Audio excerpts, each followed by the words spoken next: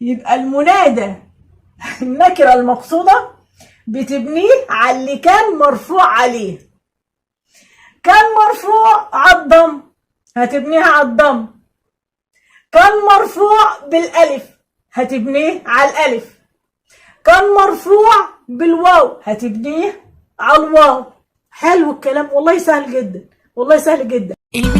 البداية هي أهم نقطة في مشوار حياتك، ومهما كانت أهدافك وطموحاتك فدايما بتحتاج لزقة، لدفعة تبسط عليك المشوار وتسهله. مع نور مفهوم التعليم بيتغير وبطريقة مختلفة وسهلة، هتبقى مميز بنجاحك. ابدأ صح النهاردة وتعلم صح.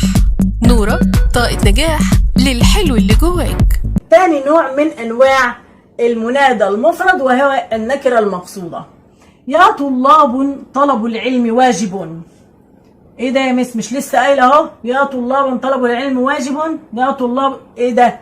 افرق انا بينهم بقى ازاي كده؟ انا تهت مني خالص ومش فاهم حاجه.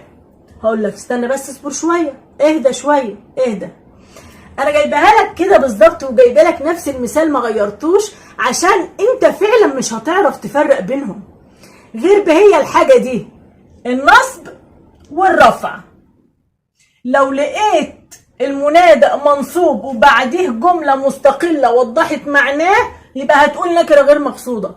ولو لقيت المنادى بعديه جملة تنفع تبقى مستقلة بذاتها لوحدها ومرفوع يبقى نكرة مقصودة. يبقى العلامة بس هي اللي هتفرقهم لك عن بعض، علامة النصب دي وعلامة الرفع دي. هو مش هيجي لك الا كده، ومش هتعرف تفرق بينهم غير كده، لان احنا فعلا انت فعلا مش هتدخل في نية اللي هيحط لك الامتحان هو يقصد المنادى ولا ما يقصدوش. وانا ضربت لك المثال اللي هو الاعمى اللي بيعدي الطريق. خلاص انا فعلا ما دخلتش في نية المصحح اللي هيحط الامتحان هو يقصد المنادى ولا ما يقصدوش. فانت الفرق الوحيد في العلامة دي، طلابا طلاب. تمام؟ وفي فرق كمان في الإعراب، في فرق كمان في الإعراب. يعني عندك تعالى معايا كده، ده واحد المضاف، اتنين الشبيه بالمضاف. النكرة غير المقصودة اللي هي واحدة من فروع المفرد، هنقوم واخدينهم كده على جنب حبايبي التلاتة دول كده اهو، حبايبي كده. هناخد فرع من الفرع، فرع واحد بس نستسمح المفرد، يعني هنستسمح المنادى المفرد ناخد منه فرع من فروعه، وهنقول له ان هنضمهم مع حبايبهم دول، هنضمه مع الحبايب دول. يبقى عندنا الحبايب دول اللي هو المضاف والشبيه بالمضاف والنكرة المقصودة، التلاتة دول النصب. مش عارفه يفضلوا ينصبوا علينا لحد امتى، بس هما منصوبين. تمام؟ التلاتة دول منصوبين، ده مستقل ده مستقل. ده التالت بقى شحتناه كده واستأذنا من المنادى المفرد، قلنا له والله هناخد منك حته، يعني جزئيه كده ناخدها معانا في النصب، نعمل عمليه نصب كده مع بعضينا. اما النكره المقصوده دي هتبقى ايه؟ اعرابها هيبقى اعراب انت تحفظه ما بتغيرش، اعراب تحفظه وتصمه ما بتغيرش. هنقول ايه؟ يبنى على ما يرفع به في محل نصب. ايه ده يا مس؟ كلمينا عربي والنبي، كلنا مش فاهمين. ايه يبنى على ما يرفع به في محل نصب؟ ايه ده؟ سهله جدا والله، سهله جدا، هتشوف في التطبيق.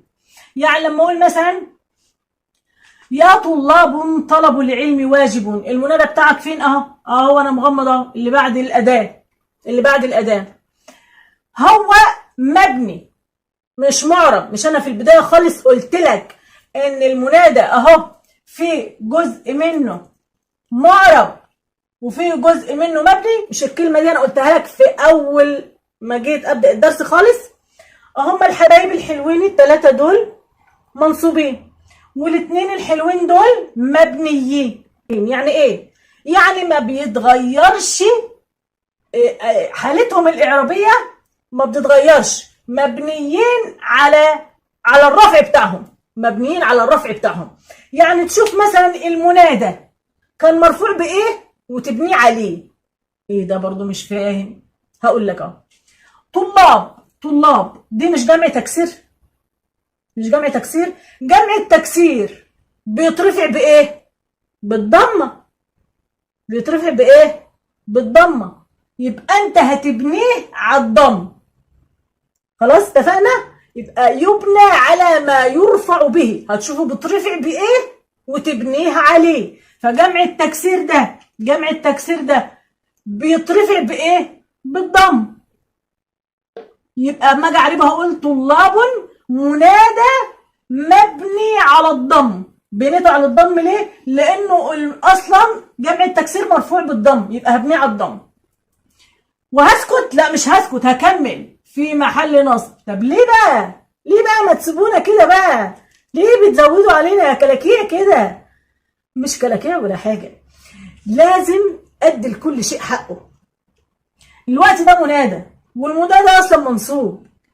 منصوب ليه؟ لانه حاجات كبيره عليك بقى لما بتبقى في ثالثه ثانوي هنقول لك لانه كان في الاصل مفعول به، والمفعول به منصوب. مش عايزه ادخلك في دوامه، بس ادي كل شيء حقه. انت بتبنيه على اللي كان مرفوع عليه. حلوه ده والله تنفع اغنيه. انت بتبنيه على اللي كان مرفوع عليه، بتبنيه على اللي كان مرفوع عليه، بتبنيه على اللي كان مرفوع عليه. يبقى المنادى النكره المقصوده بتبنيه على اللي كان مرفوع عليه. كان مرفوع على الضم، هتبنيها على الضم. كان مرفوع بالالف، هتبنيه على الالف. كان مرفوع بالواو، هتبنيه على الواو. حلو الكلام، والله سهل جدا، والله سهل جدا. بس يا سيدي تعالى على نفسك، بعد ما تقول منادى مبني على الضم زود بس ايه كلمة في محل نصب. ما تزعلش يعني، قولها في محل نصب، لان المنادى في الاصل منصوب، فاديله حقه. يا مسافر في التأني السلامة. مسافر، مسافر ده مفرد او منادى مفرد. طب المفرد، الاسم المفرد بيترفع بايه؟ في حالة رفعه بيبقى مرفوع بايه؟ بالضم برضه. يبقى يا مسافر زيها بالظبط، منادى مبني على الضم في محل نصب. يا غافل، غافل برضه مفرد زيها بالظبط. المفرد علامة رفعه ايه؟ الضم، هتبنيه على اللي كان مرفوع عليه. منادى مبني على الضم في محل نصب، حطيته في محل نصب لانه كان في الاصل المنادى اصله منصوب. طب لو جيت اقول مثلا المسافر دي خليتها مثلا مثنى، هقول ايه؟ يا مسافران في التأني السلامة. تمام؟ هاجي اعرب اقول ايه؟ اهو مسافران، مش دي مثنى؟ المثنى بترفع بايه؟ بالالف، هتبنيه على اللي كان مرفوع عليه. يبقى منادى مبني على الالف في محل نصب. في محل نصب عشان المنادى اصله منصوب، كان منصوب، اصله كان منصوب. يا غافل، طب لو غافل دي مثلا خليناها جمع وقلنا يا غافلون. ما احنا لازم نخليها يا غافلون لان هو ما بنقول مبني على الضم، مبني على الضم. اوعى تقول يا غافلين. يا غافلون، يا غافلون تنبهوا. يا غافلون هيبقى هنا المنادى غافلون، مش غافلون دي جمع مذكر سالم، في حالة الرفع بيترفع بايه؟ ها، جمع المذكر السالم يرفع بالواو.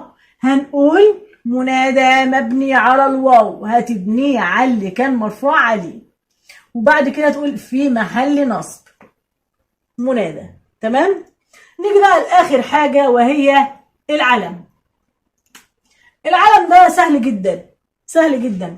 محمد، احمد، مصر. يعني لما اقول ايه؟ يا مصر انهضي، يا مصر انهضي.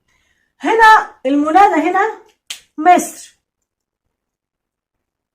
برضو مبني، يبنى على ما يرفع به. مصر هنا علم مفرد، اسم يعني مفرد، هيبقى مبني ايه؟ على الضم. يبقى منادى مبني على الضم في محل نصب. ويا محمد تقدم.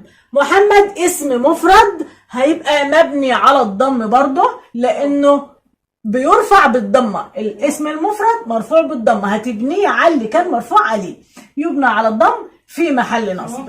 طبعا لسه باقي حته بسيطه كده من المنادى، عشان بصراحه المنادى درس مهم جدا جدا جدا ومش محتاج حصه واحده. احنا كده انجزنا، شرحنا جزء كبير جدا منه. في شويه ملاحظات، بس ملاحظات في المنادى هقولهم لك الحصه الجايه ان شاء الله.